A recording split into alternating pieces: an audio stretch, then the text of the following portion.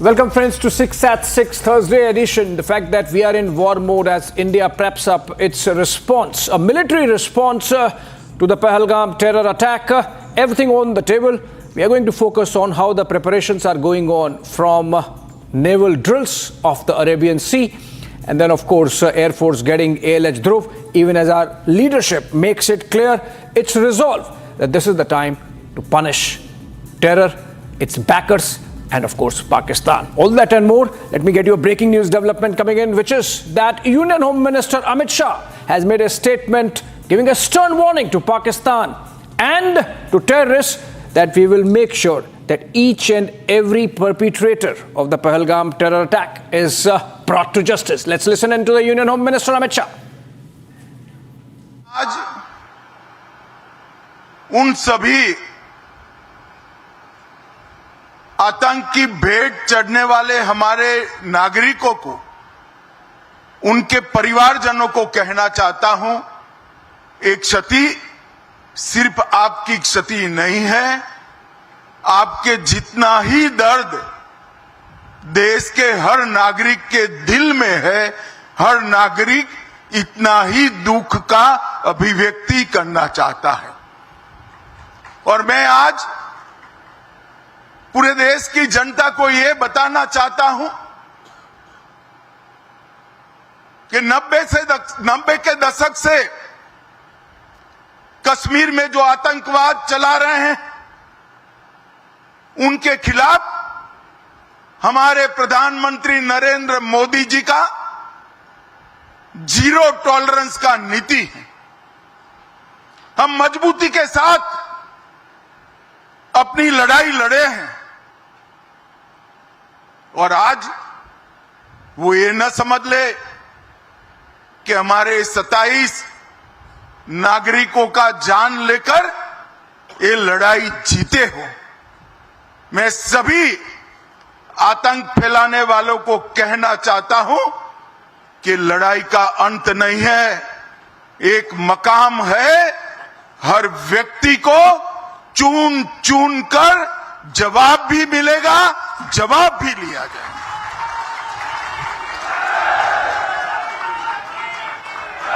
नरेंद्र मोदी जी के नेतृत्व में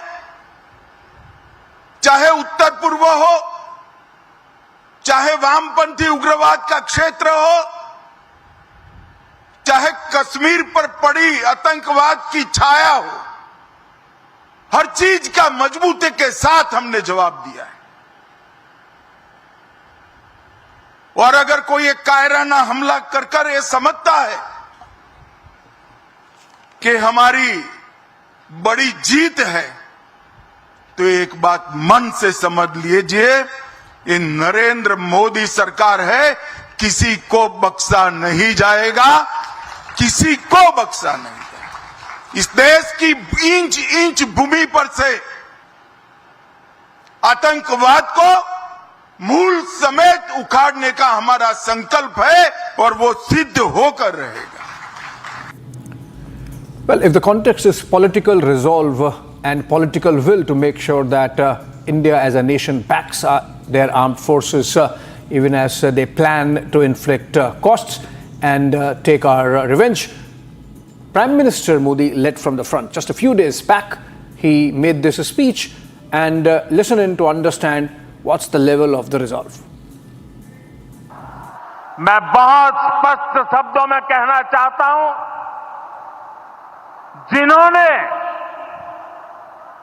ये हमला किया है, उन आतंकियों को और इस हमले की साजिश रचने वालों को उनकी कल्पना से भी बड़ी सजा मिलेगी। सजा मिलकर के रहेगी। Today from the soil of Bihar I say to the whole world, India will identify, track and punish every terrorist and their backers. We will pursue them to the ends of the earth. India's spirit will never be broken by terrorism. Terrorism will not go unpunished. Every effort will be made to ensure that justice is done. The entire nation is firm in this resolve. Another breaking news development, a good news there. The ALH Dhruv helicopters that were grounded on some technical grounds are up again. The Hindustan Aeronautics Limited has cleared the operational role for the advanced light helicopters and both the Army and the Air Force versions. And a statement to that effect was made by the HAL, saying that in furtherance of the clarification dated 11th of April, it is now intimated that the advanced light helicopters, Dhruv Army and Air Force versions are cleared for operations based on the Defect Investigation Committee recommendations. A time-bound plan for the resumption of operations has been worked out with the users. Remember, the Army and Air Force versions taken together, about 300 plus helicopters were grounded a year or so back after there were some technical faults found, including a couple of crashes, landings, hard landings as well. Moving on for now. And still staying with defense preparedness, the Indian Navy has issued 4 green notifications for firing in a coastal area off the Gujarat coast, just 85 nautical miles from the region where Pakistan is currently conducting its naval drills in the Arabian Sea. These notifications are meant to ensure safety by alerting civilian and commercial vessels to avoid the designated zones during military activities. Take a look at this report. The tremors from New Delhi have reached Islamabad.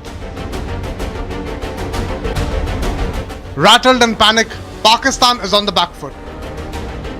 Prime Minister Modi granting the Indian Armed Forces full operational freedom to avenge the Pahalgam massacre has thrown Pakistan into a frenzy. And India has intensified its military readiness.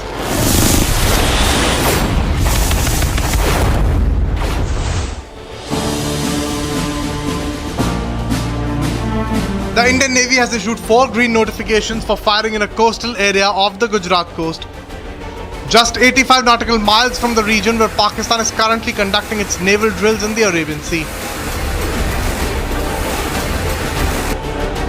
Indian Navy has been carrying out various exercises with more demonstrations scheduled over the coming days. The firing notifications are valid from April 30th to May 3rd, 2025.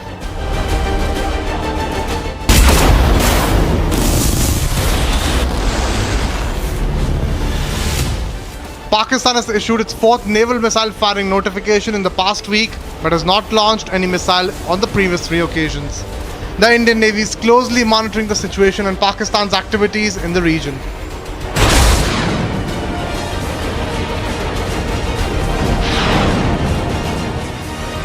These live drills come days after the indigenous guided missile destroyer INS Surat tested a medium-range surface-to-air missile. As India prepares to cut Terror State Park deep, the growing chorus is one: revenge next.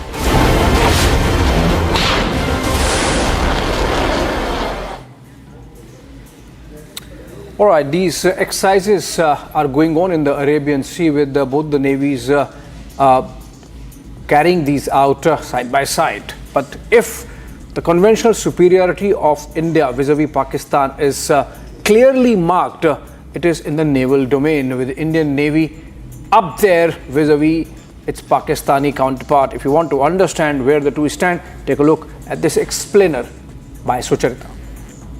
So as we speak about India's naval might, we would also like to show you how India's navy stands vis-a-vis Pakistan's navy. Now the two countries in a state in a state of the present state where there is a strife, and we know that this might of both the countries is going to be at display. When we speak about aircraft carriers, India has 2, but Pakistan has none. They're still to get their first aircraft carrier.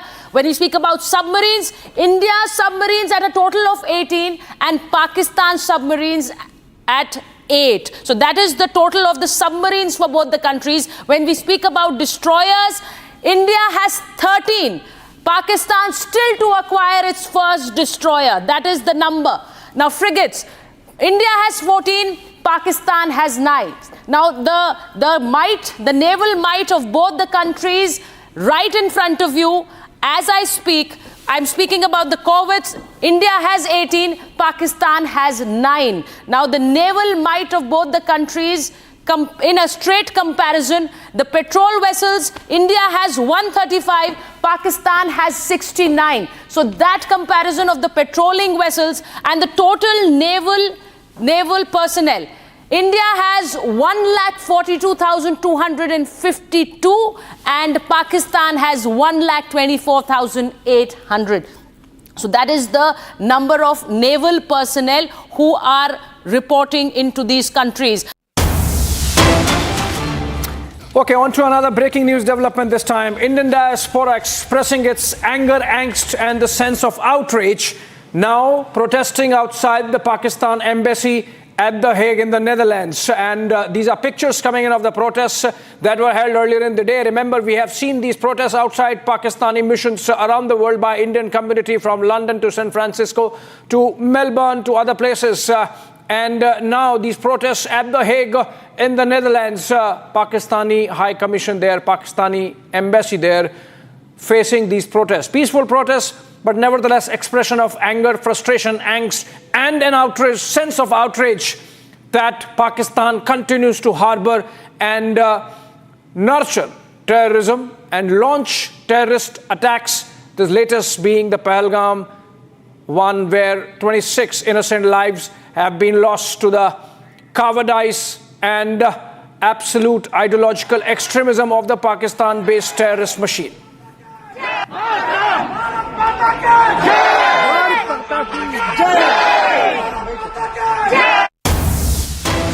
All right, another back-to-back breaking this time. Back to New Delhi, where Defense Minister Rajnath Singh has posted on his social media handle X that he just a while back spoke to US counterpart Defense Secretary Pete Hegseth. He writes on X that US Secretary of Defense spoke to Raksha Mantri Rajnath Singh, this is on his official handle, earlier today, and expressed his deepest sympathies for the tragic loss of innocent civilians in the dastardly terror attack in Pahalgam, Jammu and Kashmir.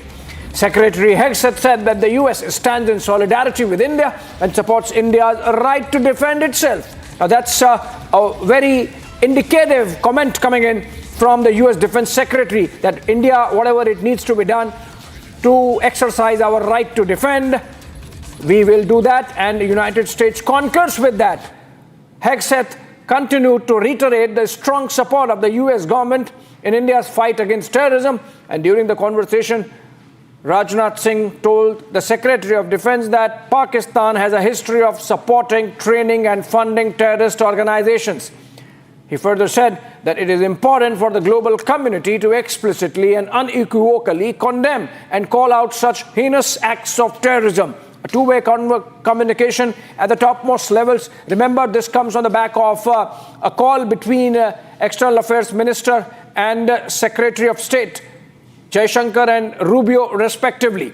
And the two together form the 2+2 committee, high-level engagement committee between India and the United States, where the foreign ministers and the defense ministers have a regular annual dialogue.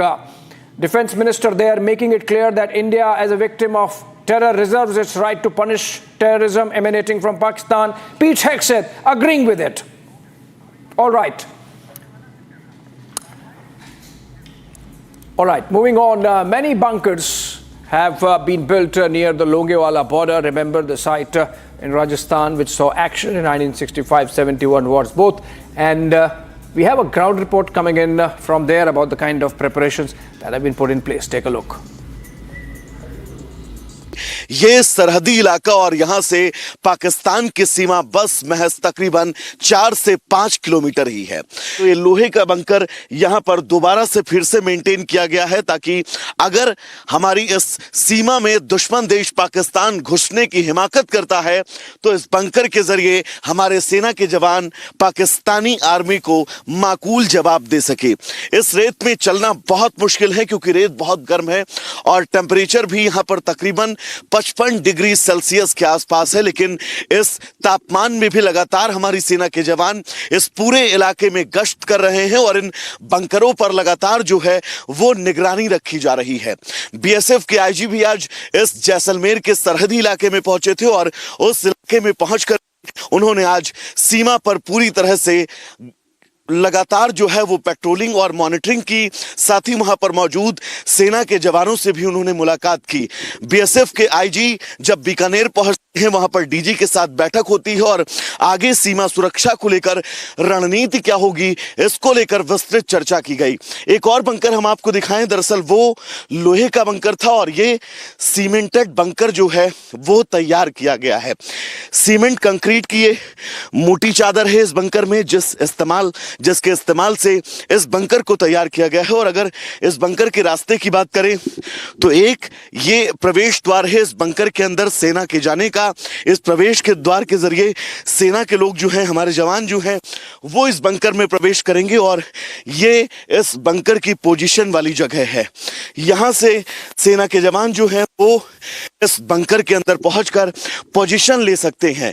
2 खिड़कियां हैं इस bunker में, पहली ये, दूसरी ये, और इसमें आप देख सकते हैं शटर भी लगा हुआ है, यानी कि अगर यहां पर लगातार सेना के इस बंकर पर गोलीबारी होती है तो खिड़की का ये शटर जो है वो बंद कर सकते हैं। कुल मिलाकर इस मोटे बंकर को बनाए जाने का मकसद यही है कि इस बंकर के जरिए हमारे सुरक्षा बल जो हैं वो इस मोर्चे पर डटे रह सके और तकरीबन 9 से 10 इंच मोटाई की इस बंकर की दीवार है जिस पर गोलियां पूरी तरह से बेअसर हैं। कुल मिलाकर हमारे देश की सेना की अब कोशिश यही है कि अगर पाकिस्तान की तरफ से इस जैसलमेर बॉर्डर पर किसी भी तरह की हिमाकत की जाती है तो उस हिमाकत का माकूल जवाब दिया जा सके। All right, even as we continue to bring these ground reports with our reporters spread across our western front from Kutch in Gujarat to Longewala in Rajasthan to Punjab and Jammu and Kashmir, of course. Here's what Army is doing, a tease of our tank power. Take a look.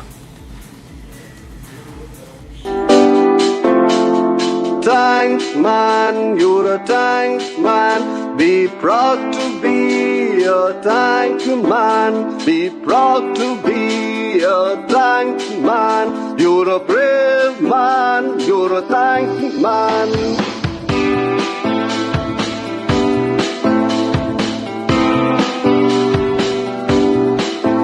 No fears, no fright to a tank man. No left, no right to a tank man. No day or night to.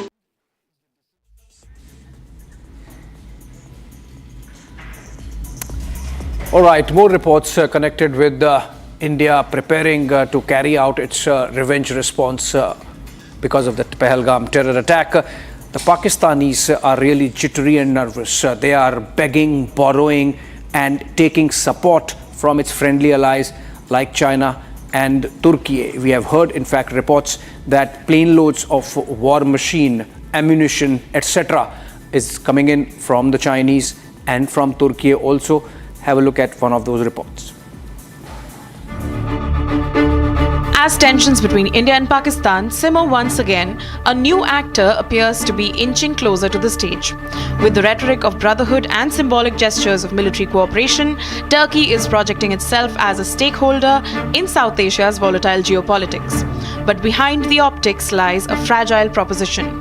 Turkey's defense industry, led by Bayraktar TB2 drones, has certainly made headlines in recent years. The TB2 was initially celebrated for its effectiveness in asymmetric theatres like Libya and the 2020 Nagorno-Karabakh war, where Turkish drones helped Azerbaijani forces overwhelm Armenian positions. However, that success did not translate when facing more advanced militaries.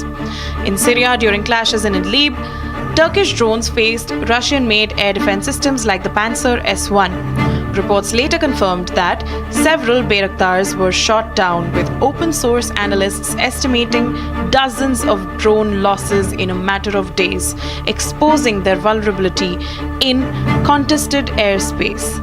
Similarly, in Ukraine, when Turkish TB2s were used by Kiev against Russian forces, their initial impact faded quickly.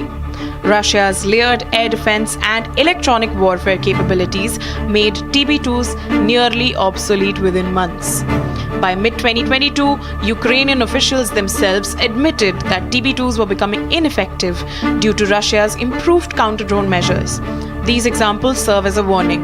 Turkey's drone warfare excels in asymmetric environments but fails when faced with integrated, technologically advanced militaries like India. Unlike Armenia or militias in North Africa, India possesses a sophisticated battle-hardened military. With over a decade of counterinsurgency and high-altitude warfare experience, combined with a deep inventory of Russian, Western and indigenous systems, the Indian military is not a force Turkey or Pakistan can intimidate, with off-the-shelf drones or symbolic defense deals. India's air defense network, including systems like Akash S-400 and indigenous radar integration, is designed to neutralize threats like the TB2. Its electronic warfare and cyber capabilities further compound the challenge for any adversary hoping to use low observable or remotely piloted platforms. For Turkey, engaging with Pakistan in South Asia is a political gesture. Ankara gains visibility in the Muslim world, appeases its domestic Islamist base, and tries to revive its Ottoman-era image of leadership in Muslim geopolitics. But should conflict escalate, Turkey has the luxury to disengage. Pakistan does not. Moreover, tying Pakistan's defense strategy to Turkish support creates a dangerous dependency. Unlike China, Turkey has no border, no forward bases, and no direct stake in Pakistan's regional survival.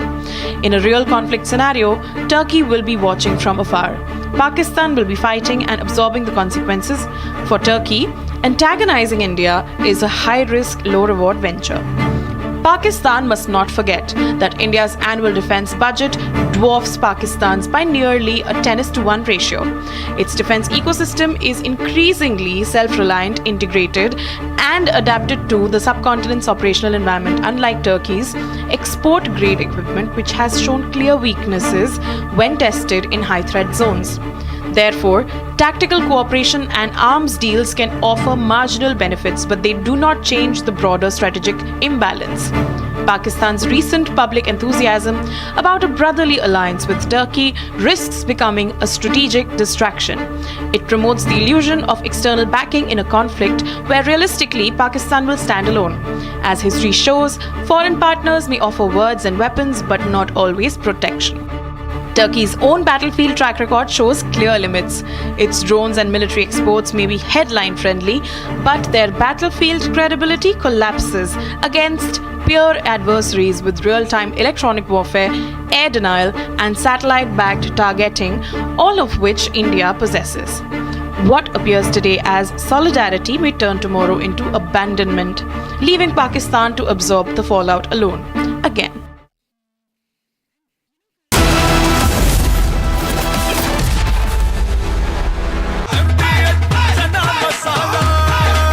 अब छोलिया हो या लोबिया, सफेद चने या काले चने, सब कुछ मजेदार बने। I am a victim of terrorism. I suffered the worst possible genocide and ethnic cleansing. Terrorism unleashed by my neighbor country called Pakistan. Pakistan is a terror nation, it's a terrorist nation. It believes in terrorism, it believes in violence, it believes in killings, it believes in rapes. It believes in bloodshed.